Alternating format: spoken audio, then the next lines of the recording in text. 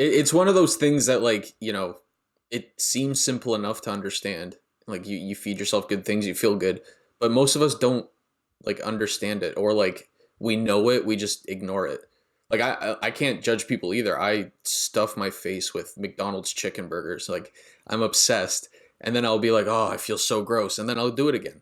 So how do we stop that dangerous cycle? Like, how does one start putting an end to that? So I love this because not a lot of people care enough or understand how good it feels to eat well. And so to have somebody like myself, I'm an accountability coach. So you come to me and I go through all of your health and wellness, and I'm going to like give you a program and keep you accountable more so. It's like completely different for every single person because we all have our own things. So something like that, if you have somebody to keep you accountable, for myself, it took me years. It took me a really long time. Even though I knew I wanted to be healthy and I was educated, I still went through a long time, a long period of eating really crappy, hiding it. Not a lot of people knew that I was overeating, but like, man, I could eat a box of cereal in a day. I could have like Nutrigrain bars. You give me a box of it, they'll be gone in the day. You know, like I am give me 3 chocolate bars. Sure, I'll eat them all. A pack of cookies, no problem. It was like, as soon as I was alone, it was like I would just keep eating and eating and eating and overconsume. So for myself, it took me a really long time. I'd be really good for a little while and then I'd fall off the rail again. And so I get it. I get that. I get that feeling of just like wanting to do good, but not quite understanding how important it is for ourselves. And so it's a lot of mindset stuff. Like you really got to work at it. You got to choose and decide why you're doing this. Whether you have children and it's like you want to be your best self for your children, or maybe you want children in your future and you think about like, geez, I don't want my children to have this toxic crap in their body. And if it's in my body, they're going to get it. Um, and also for me, mine was, my mom died at 35 and now I'm at 35 and I'm like, I am way healthier than I was when I was 19. So for me, my drive is staying alive, not getting cancer, not ending up the same way that my mom did. And I don't, who knows if it was food, again, we don't know for sure what it is, but I'm going to do everything possible in my life to limit the stress on my body. So you know what? It's really different for everybody. If you need accountability coach or an accountability buddy, reach out to somebody. If you need a diet plan of some sort and like talk to a doctor, you go that route. It's just don't give up.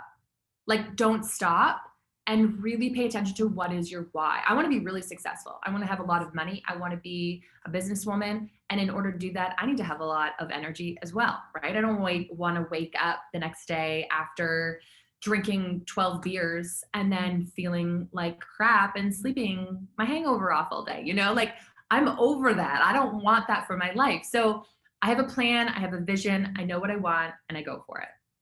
Yep. I haven't touched beer in like a year and a half for that exact reason. Okay. So you were sick and tired of waking up and feeling like garbage. Okay, the last time I had beer, it's a long story, but like I drank everyone under the table. Like the bartender was like, "Can you relax?" Because it was just way too much beer. And then I woke up the next morning. Not only did my gut feel terrible, my throat was swollen, and I just slept it off the whole day. I was like, I just wasted a whole day doing Mhm. absolutely nothing because I overdrank. Oh yeah. You know what? I've heard so many people getting away from alcohol these days. And I'm not saying that you can't drink alcohol or that it's not good. Like, I think it's okay every once in a while. And I'm not saying I'll never drink again. But I've just had way too many times where I felt like garbage. And that's not what I want in my life anymore. I don't want, I want to have a good time, but I can have a good time without alcohol. So Hmm. yeah, there's just so much more to life than feeling like garbage after having that high. You say that, and then people go, "Look at that nerd!" Like, I don't want to drink anymore. They're like, "Ugh, who are you?" Oh, I went through that. You know what? I left my town mostly because of feeling that possible judgment. I was just like, you know what? I just don't need to be around that anymore. And yeah, it's just, you really got to have a backbone. You really got to make the decision and decide. A lot of my clients say how tricky that is, like how hard it is to be able to stand up to those people who are going to tell them like, oh, come on, just have one. It's so much fun. Like, let's do it. Don't be the baby. Come on. You know, you want it. You know, it's peer pressure. And, you know, I can't say I used to do it to other people, but like I felt it when somebody would say it, I'd be like, oh, I know I want it. Fine. I'll have it. You know, so you really got to make a choice and just go for it. Yeah, and I was the same way on the other end where someone would be like, I don't drink. I'd be like, you freaking loser. Like I was that guy too. Yep. Yep. So you can't fault them, right? Like you get it. They want to have a good time and they don't want to be left alone. They want you to join in with them. And sometimes that voice that's telling you like, come on, just one more. Like that's you. Sometimes it's your own voice saying that. Totally. Totally. Because it is good. It feels good. It tastes good. Like it's like a good time, but not the after party. No. And like now, like they're finding like not maybe alcoholism as well, but like substance abuse cases have increased because we're in our houses and we have nothing to do, and maybe the drink on the counter seems pretty appealing because there's nothing else to do. So how do we get rid of that little there's nothing else to do, so I might as well drink now? Because I feel like a lot of people are going through that. Like you're seeing not just substance abuse, take that aside, but like obesity rates have slowly become higher and higher because we're locked at home. I've done this, I still do it. We eat all day nonstop and we don't move because there's nowhere to go. So how do we stop that?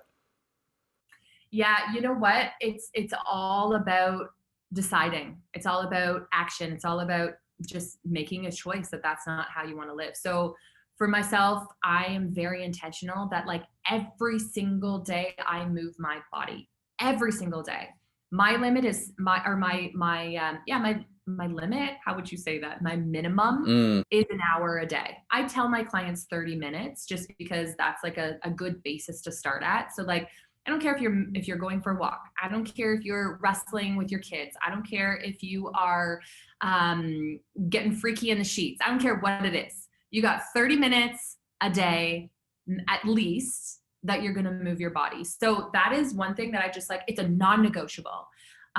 When it comes to alcohol, now, if you enjoy it, you're not going to change. No matter what I say and tell you, you're not going to change.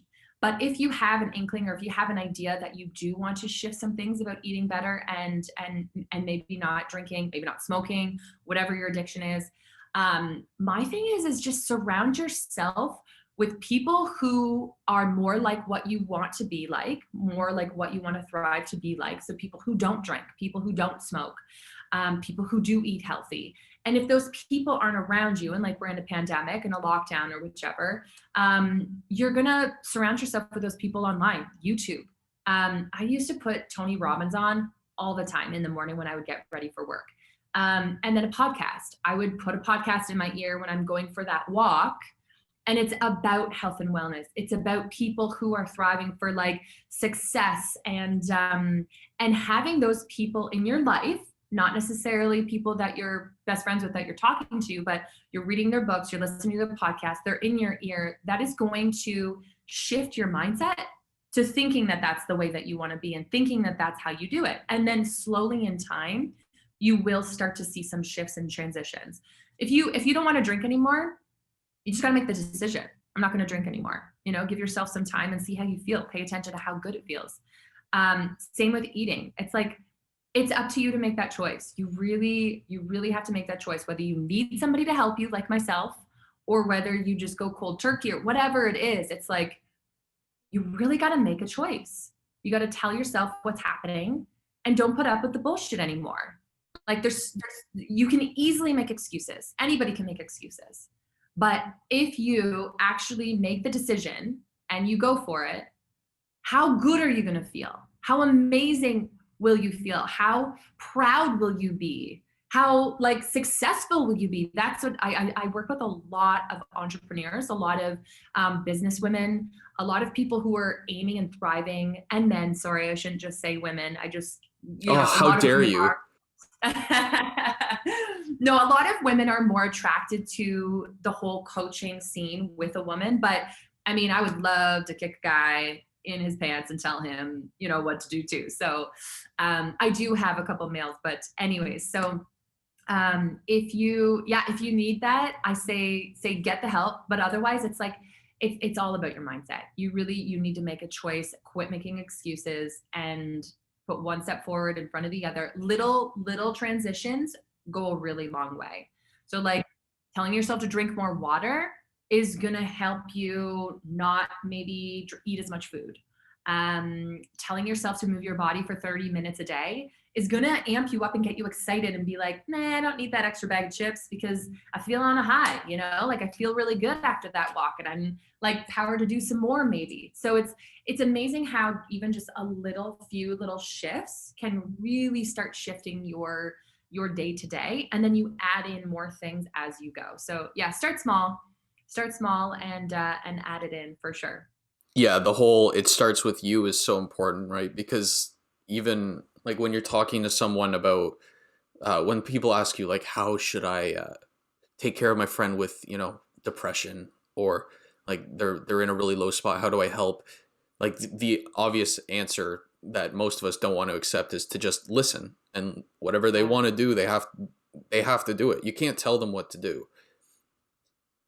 Oh yeah. And that goes with all sorts of addictions or all sorts of mental issues. Like you really can't tell them what to do. You have to let them know you're there, listen, support them in the best way possible. But yeah, no, you can't. You know what? Unfortunately, people are going to make up their own decision and their own choices, and you just need to be there to support them as much as you can.